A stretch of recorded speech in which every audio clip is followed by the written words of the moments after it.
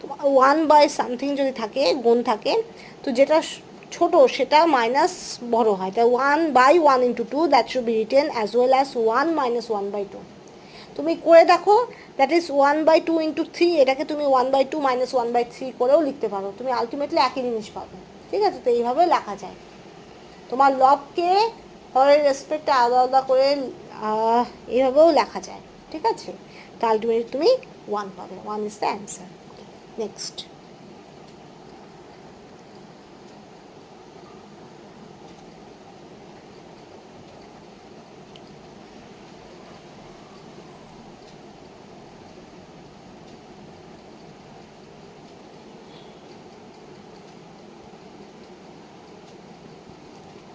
what is the next number?